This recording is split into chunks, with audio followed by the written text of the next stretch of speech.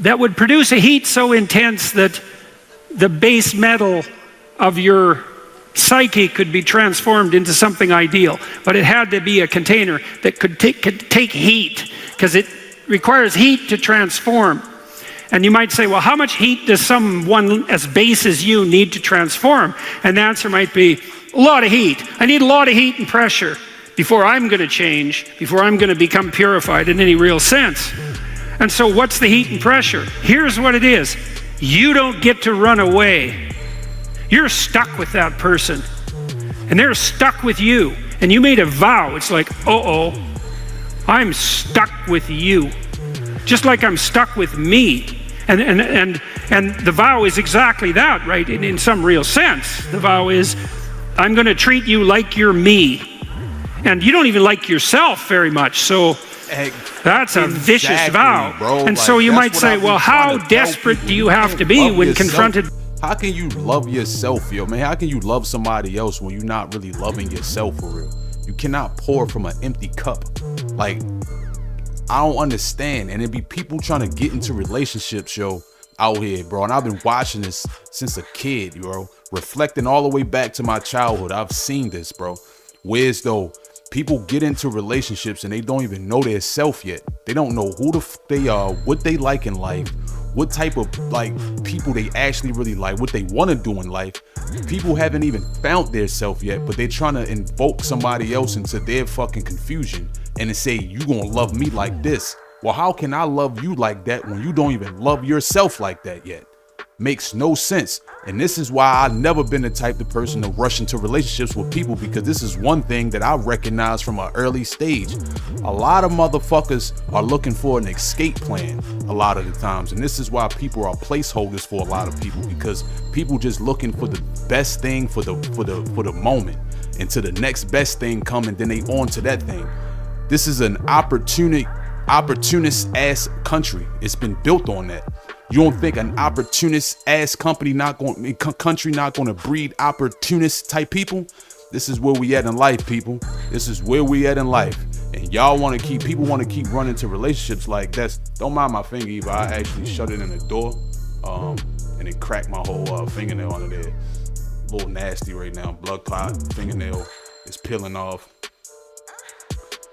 Yeah, bullshit right now. But we working it out. But yeah. That's most relationships right now, yo, with people. And that's why I say, and then you gotta think too.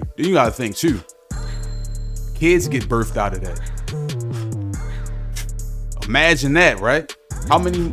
Never mind. That's a whole nother topic, bro. By someone else to change your ways.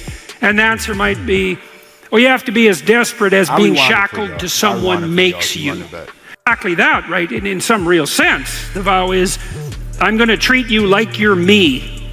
And you don't even like yourself very much. So that's a vicious vow. And so you might say, well, how desperate do you have to be when confronted by someone else to change your ways? And the answer might be, well, you have to be as desperate as being shackled to someone makes you. You know, one of the reasons that Tammy and I have got along and are still together is because we both know that we're stuck with each other. And so we decided quite a long time ago that we didn't want to have the same stupid fight every day for the next 40 years. And that's like the definition of a bad marriage. It's like we have the same fight every day for 40 years. That's hell.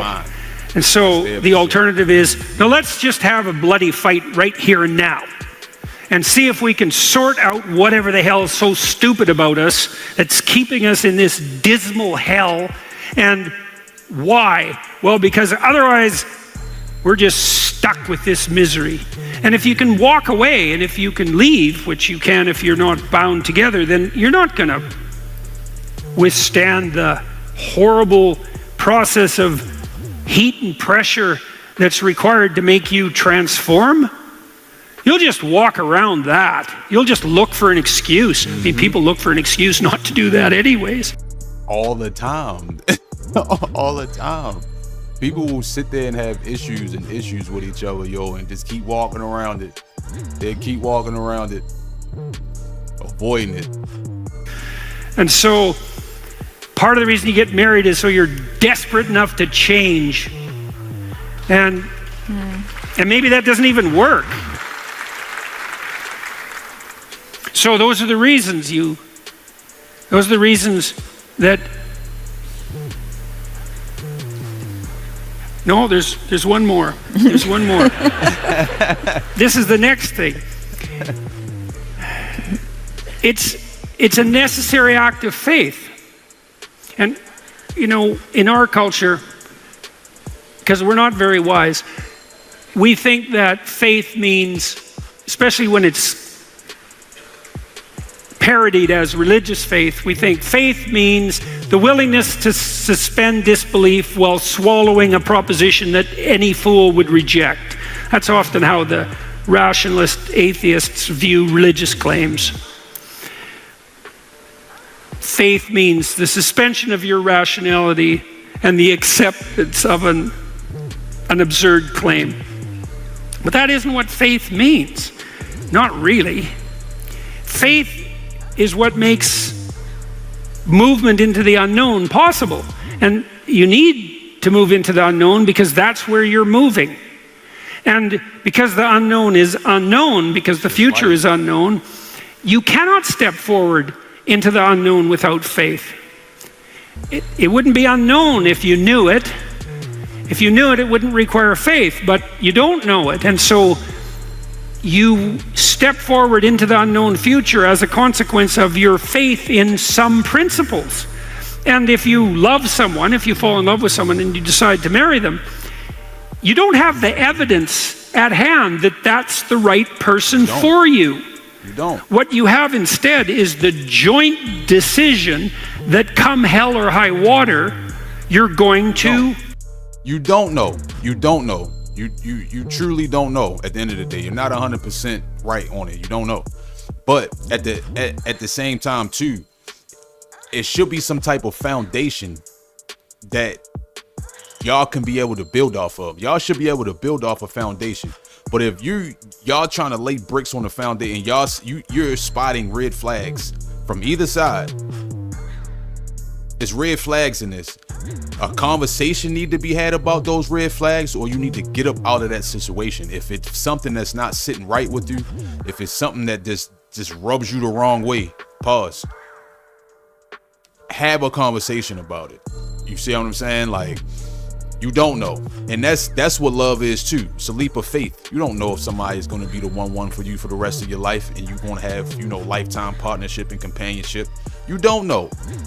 But at the end of the day, it should be some type of cool foundation being laid.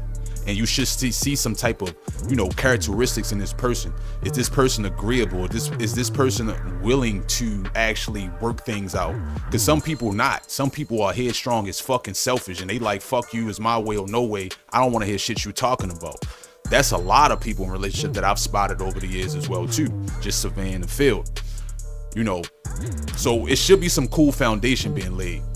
Because some people, you can't even work with them. They're not cooperative, bro. They're not. Even if y'all agree to disagree, that's fine. But some motherfuckers don't even want to hear nothing. They don't want to hear it. So that's a thing in itself too. So love is faith, though. It's a leap of faith. To dive into the unknown. Struggle forward together. And then you don't even know if that's the right decision. Because you're not going to know till you've been married. Mm-hmm. Like your whole life. You're not going to have the data. And so you do have to throw yourself into the abyss to be married.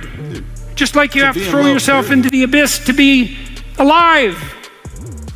You have to move forward in faith. And then you might say, well, how do you call the best out of yourself and out of your partner, that may be a partner that you're fortunate enough to love? And the answer might be by offering them the gift of faith, and by saying, look, flawed as we both are,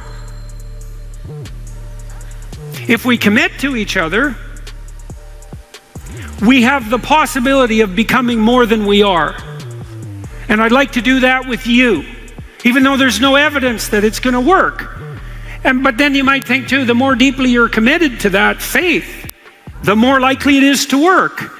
And you can't find out what that commitment is without the commitment, and so you can't simulate it by living together. You can't simulate that. Because it's not real.